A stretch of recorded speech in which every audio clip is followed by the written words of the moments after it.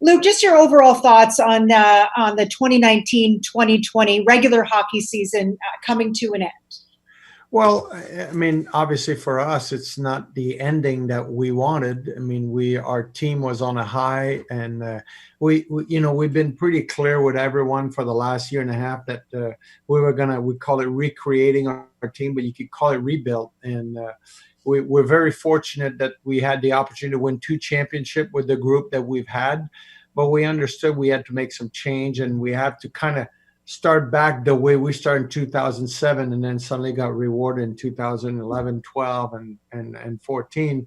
So, but, changing our system, bringing in a slew of new players, and then suddenly it seemed like everybody was understanding what we were doing, and the team was really playing together and winning 7 games in a row.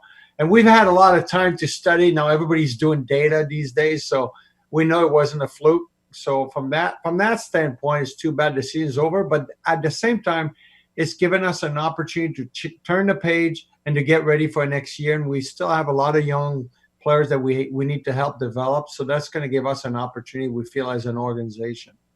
Luke, you had a nice little surge there late in the season, seven Yeah. straight wins. The Kings were the hottest team in the National Hockey League prior to COVID-19 hitting. That's got to bode well also for the future.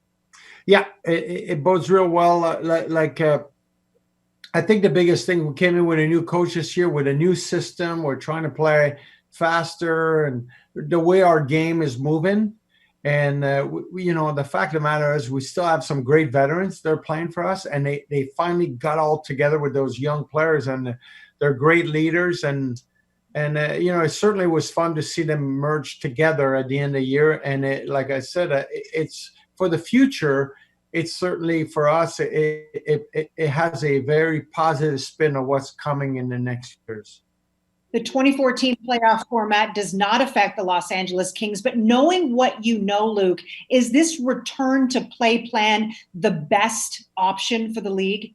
Well, you always want to play. We would rather be in the tournament because we're like, man, our team was doing real well. But it's good for hockey. It's good for hockey to have the opportunity to some teams to be in. I think people will want to watch these type of tournaments. They're going to be short series to start with, and in hockey, sometimes unlike other sports, like really anyone has a chance to win. And that's what's going to make it very interesting. I'm not real sure the exact date it's going to start, but it's certainly going to be interesting for fans to watch that tournament. LA is one of 9 potential host cities for the 2020 Stanley Cup Playoffs. Is Staples Center and its surrounding area prepared in your mind to be a hub city? Yeah, I really think so. I believe we have the best setup. I mean, Dan Beckerman, our CEO, was probably the first one to actually call the league way back when about like if this were to ever happen. At the time, we thought it would be 6 teams, and then now it's 12. But if you think of the fact that we can kind of quarantine the entire LA Live area where, you have like a dozen restaurants, you have like a full hotel where each team can stay on a different floor. You have a full movie theater. We have a tunnel that you can walk from the hotel to Staples Center.